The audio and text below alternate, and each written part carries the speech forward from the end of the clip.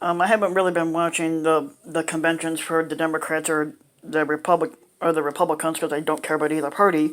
But the Democratic National Convention just concluded the most what they call inspiring, vulnerable, and exhausting Zoom meeting of all time. Like a fitting room with all mirrors on every side, we stood, kind of an odd phrase to use, but we stood naked, forced to see all the ugliness and beauty of our nation for 4 straight evenings. The world's largest intervention. I'm not a racist. Ask your aunt, am I racist? Ended like every intervention ends in a nationwide tearful hug, starry-eyed hope, and a bunch of insane tweets. Night one of the Democratic National Convention, the first night of the Democratic National Convention, felt a little like a telethon, featuring a Sarah McLachlan music video. A very kind, very sweet, very Canadian push to find a cure, not for the virus, but for the Donald himself. After hearing so many hard-working Americans pour their heart out about what they want for our country, one thing was clear. There's a reason that baseball broadcasts are now using cheer tracks and canned applause to bolster the living room. Clapping would have gone a long way. A touching montage showing Joe's propensity to hug was a reminder that he had to campaign while social distancing from 6 feet away.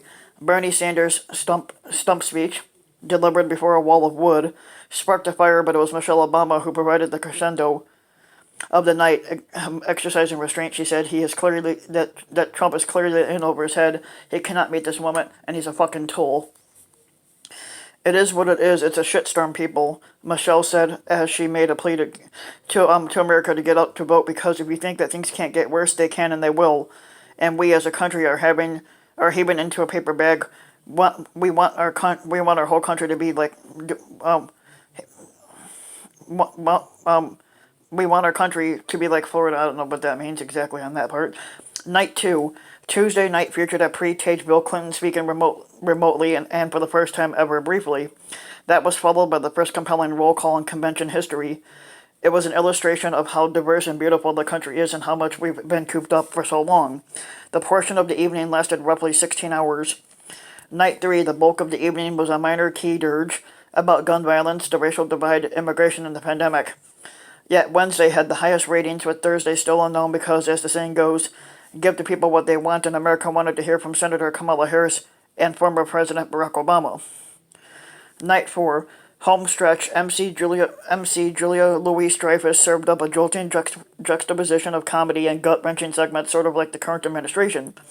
Meanwhile, the fake president told Hannity he could only told Insanity he could only watch a little of the convention, though he did take the bait once again and tweet at Mike Bloomberg, of all people, who got 5 minutes of speaking time out of his billion-dollar run, and then a second one in the middle of Biden's speech about how it was just words. Fact check, true. The final night, it felt like a repeat of Joe Biden's story on night 2, except this time we were all on a date with Joe. Kind of an odd phrase to put it, but yeah. But like I said, I didn't watch. Yesterday and today have been the Republican National Convention, and I haven't watched either one because it's lie-filled and I don't give a shit. But if you like the video, give the video a like and subscribe to my channel, Random Mike, and also hit the notification bell so that you'll be notified when a new video comes out, and thanks for listening.